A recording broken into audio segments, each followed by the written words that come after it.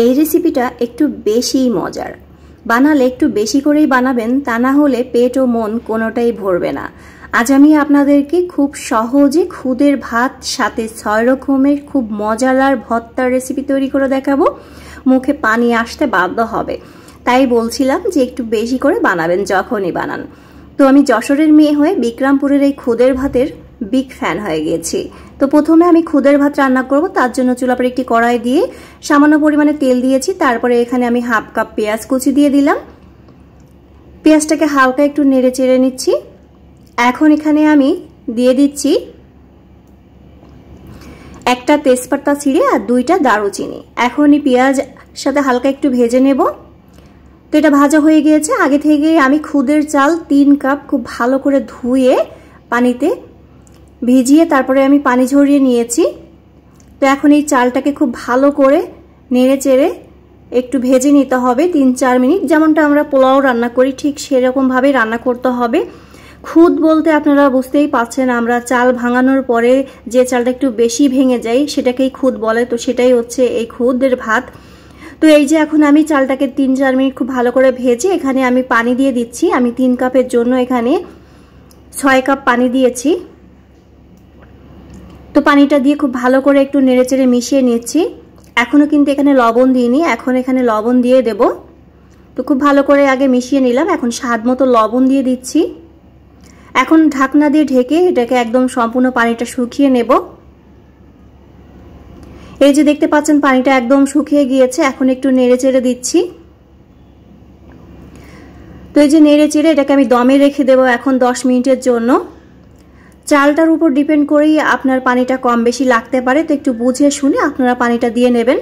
তো এই যে এখন আবারও ঢাকনাটা খুলে আমি আবারও খুব ভালো করে একটু মিশিয়ে নিচ্ছি। এখন এখানে আমি 4-5টা কাঁচামরিচ দিয়ে দেব, দিয়ে আবারও ঢাকনা দিয়ে আমি 5 মিনিটের জন্য দমে রেখে দেব। তাহলেই কিন্তু আমার এই খুদের ভাতটা একদম রেডি হয়ে যাবে।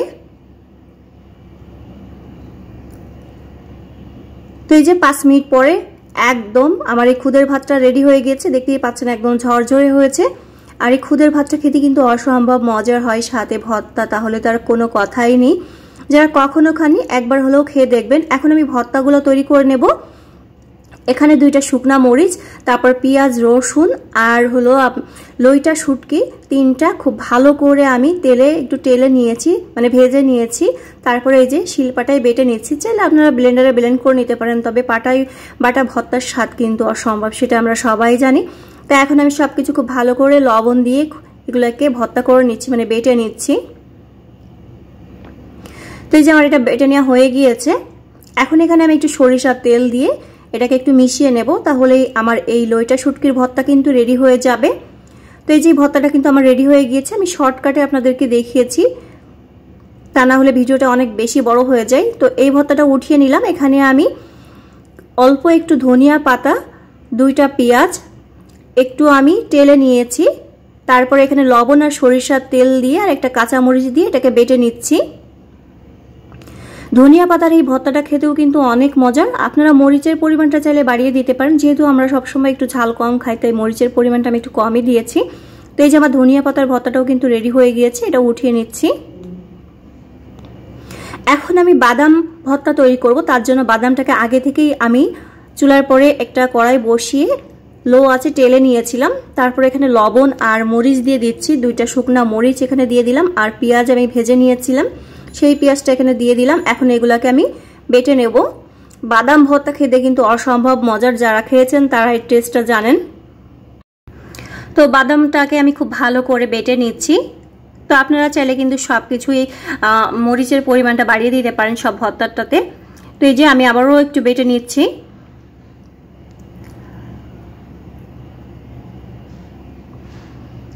প্রথমে দেখবেন একটু মনে হবে শক্ত শক্ত, তো 2-3 বার বাটার পরে দেখবেন একদম সুন্দরভাবেই এই বাদামের ভর্তাটা রেডি হয়ে যাবে। এখন এখানে আমি একটু সরিষার তেল দিয়ে নেব, তাহলে একদম সুন্দর একটা বাইন্ডিংয়ে চলে আসবে ভর্তাটা। তো খুব ভালো করে একটু মিশিয়ে নিয়ে তারপর আমি এটাকে উঠিয়ে নিচ্ছি। আমার কাছে সব থেকে বাদাম ভর্তাটা বেস্ট লাগে খেতে। তো এই যে বাদাম ভর্তাটা একদম রেডি। এখন আমি আপনাদেরকে কালো জিরা ভর্তা তৈরি করে দেখাবো। তো কালো জিরাটাও আমি টেলে নিয়েছিলাম। তারপরে একটা কাঁচামরিচ দিয়ে দিচ্ছি, আপনারা মরিচের পরিমাণটা বাড়িয়ে দিতে পারেন। তারপরে এখানে পেঁয়াজ কুচি দিয়ে দিচ্ছি 2টা, তারপরে লবণ দিয়ে দিচ্ছি, দিয়ে এটাকে বেটে নেব। তো আজকের এই সহজ রেসিপিগুলো যদি আপনাদের ভালো লেগে থাকে অবশ্যই একটা লাইক দিতে ভুলবেন না, আর ফ্যামিলি অ্যান্ড ফ্রেন্ডের সাথে অবশ্যই শেয়ার করবেন। আর কে কে খুদের এবং ভর্তা খেয়েছেন অবশ্যই কমেন্ট করে জানাতে পারেন, আর যারা খাননি একবার হলেও খেয়ে দেখবেন, আশা করি আপনাদের অনেক অনেক ভালো লাগবে। আর এই রেসিপিটি কেমন লেগেছে অবশ্যই কমেন্ট করে জানাতে পারেন। তো এই যে আমার কালো জিরা ভর্তাটাও কিন্তু আমার রেডি হয়ে গিয়েছে। এখন এখানে একটু তেল মিশিয়ে নিলেই কিন্তু এই ভর্তাটা একদম রেডি হয়ে যাবে। তো আমি একটু সরিষার তেল দিয়ে নিচ্ছি।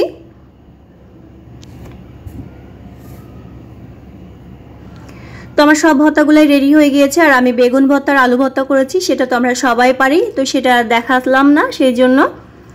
তো এই যে দেখতেই পাচ্ছেন আমার বাদাম ভর্তা, কালো জিরা ভর্তা, তারপরে আলু ভর্তা, বেগুন ভর্তা, শুটকি ভর্তা, ধনিয়া পাতা ভর্তা একদম রেডি হয়ে গেছে। এখন শুধু খাওয়ার পালা। আহারে, একটু বেশি করে করবেন, আমি আবারও বলছি, তা না হলে দেখবেন যে আসলে পেট মন কোনোটাই ভরবে না। কারণ এমন ভর্তা হলে 1 প্লেট কেন 2 প্লেট ভাত অনায়াসেই খাওয়া যায়।